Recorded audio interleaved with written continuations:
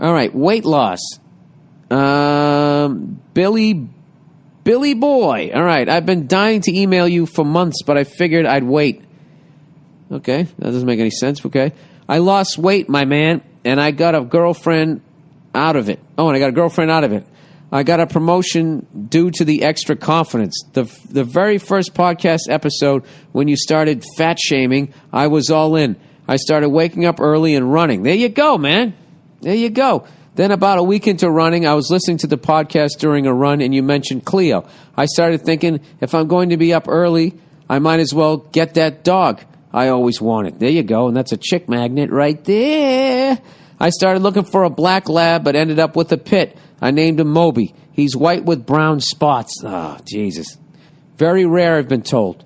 Anyways, it looks like me if I worked out and I was a pit bull, right? He's got freckles there. Anyways, I'm down 82 and a half pounds as of this morning since October. The first 20 fell off. Then it was just 10 a month. Come back to Chicago. Loved hearing you on the Barstool Rundown. Thanks for the honesty. There you go, buddy. There you go. Well, you know what? I let myself go a little bit here, so I'm trying to do the same fucking thing. It's kind of hard when you travel, so I just make sure I eat right. Like, I just walked over to this whole strip mall area, and they got they got an Arby's. I never eat at Arby's. Something about fast food, roast beef, always.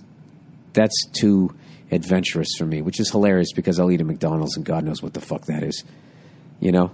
I don't know what it was my whole life, but I remember like 40 years into me eating McDonald's, all of a sudden they had this advertising campaign. Now, 100% real beef. And it's like, well, what the fuck was it before, right? It's a little unsettling. That's awesome, man.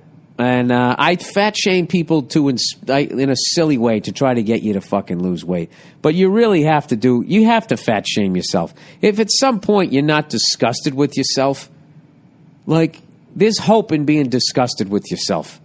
Because you know you're better than that. All right? What are you doing right now? Are you sitting down? Look down at your stomach.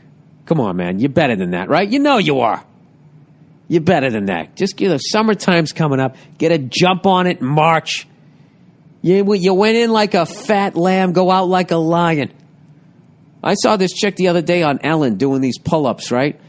And she said, don't worry about losing weight. Just worry about getting strong first. And that's kind of like, I was like, you know what? I like that philosophy.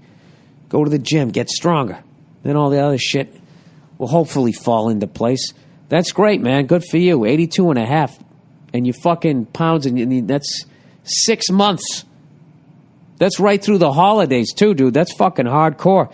And when you only started dropping 10 instead of 20, you didn't quit like a pussy. You kept going. So good for you, man. I'm psyched your social life picked up, too. See that? He did it. So can you. Drop some weight, get a dog, and start walking around smiling at people, and your life will change. All right. Tux, Bill, my girlfriend, soon-to-be wife. I hate the word fiancé. Yeah, I hate that word, too. It's way too fancy for what's going on. It's my fiancé. Oh, really? Welcome to Applebee's. And my soon-to-be wife and I were talking, and she said I should own a tuxedo because I'll always need one, and it's better to have my own that fits instead of getting ripped off with rentals every time. What are you, a fucking senator? Do you own your own business where you're constantly entertaining people?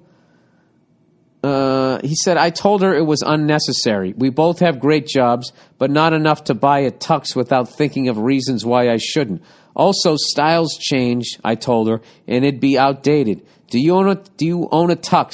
Nia sounds like she knows a thing or two about style. She definitely does. Has she ever suggested this to you? Thanks, and come back to Chicago. No. No, she hasn't. I mean, what am I, fucking James Bond? Who needs to own a tuxedo? Like, people who own tuxedos like are doing something really dishonest, and they're constantly throwing these big fucking parties because they know they're going to jail soon. So they're trying to bang as much hot ass as they can. They're trying to get to know as many politicians and cops as they can, and judges to try to keep their ass out of the slammer. Other than that, no, dude. Buying a tuxedo is about as dumb as buying a boat. You don't buy a boat. You want a friend who has a boat, okay? You don't need a tuxedo. You fucking rent one. You rent one, and then you fucking give it back. It's over. Nobody gives a fuck. You know what I mean? I think, anyways. I'm trying to think why you would own a fucking tuxedo. And, I never even thought for 1 second that the style would change. I'm trying to think the amount of times I've even worn a tuxedo. I wore one at my senior prom. I think I wore one at a wedding where it was a black tie event. Or maybe I sat on the dais at a roast back at the Friars Club and I had to wear one. I think maybe 3 times. 3 times in my life. I'm going to be 47 in June. 3 times in my life have I ever worn a tuxedo. Look, if you were fucking renting one every month and it cost you $100, then I guess it's a no-brainer. You'd want to go out and buy one. But what else is great, as you get older, your weight fluctuates. You go up, you go down, you go up, you go down. It's a fucking pain in the ass. You're going to buy one in your 20s? I mean, it's kind of a great way to stay in shape. That could be your barometer. Can I still fit into my tuxedo? Shit! God damn it, honey, stop making banana bread! All right, sharks versus helicopters. Dear Billy Red Tits. All right, that's just mean. They're alabaster. I guess certain fears are for certain people. I surf and block out the fear of sharks while you fly over sharks and surfers in a helicopter, blocking out the fear of flying the helicopter. That's why I am in the water and you are flying the helicopter. To me, the helicopter would be scary as shit. Love you. It's scarier than fucking being eaten alive by a fucking monster fish. Let me ask you this.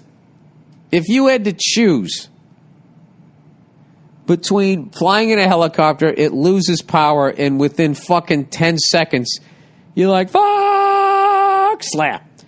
Or being in the water, having a shark come up to you, take a chunk out of your leg to see what you are and see if you're edible, and as you're bleeding out, the fucking thing comes back and finishes you off.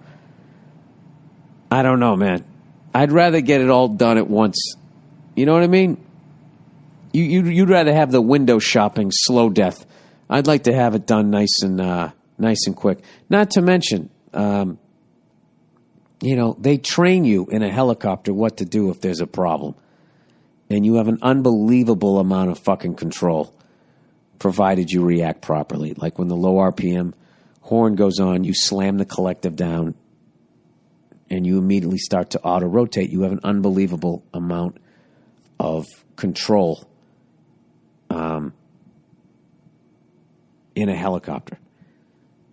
Whereas with surfing, I mean, I don't know. What are you supposed to punch the shark in the nose and shit? I don't know. I'll take but dude, I totally respect what you're doing.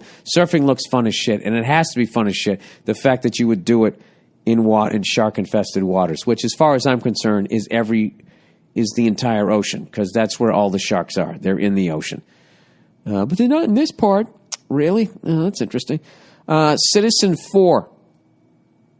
Bill, have you seen the documentary on Edward Snowden? No, I haven't, but I feel really bad that I haven't kept up on that, because I feel like he did me a solid, where he was making designing this whatever the fuck the computer word is for it, to spy on me and everybody else, and he actually had the spine to say, I'm not going to help you guys do this.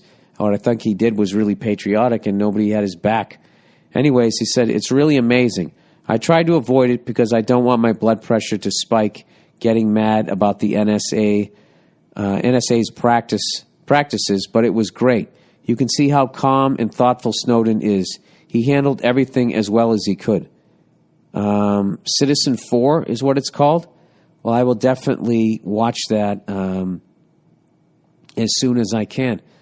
You guys should all go see that. Watch it. Download it. Watch that. So that's your homework for the week. Watch Citizen 4. Try to check out Zombievers if you can. And I actually watched an unbelievable movie last night that starred Sam Rockwell, who really is one of the best actors of all fucking time. He's fucking unreal. It's called Moon. Check it out, man. Really fucking freaked me out, that movie. All right. Well, that's it, people. Right at an hour. I apologize. It's not a little bit longer.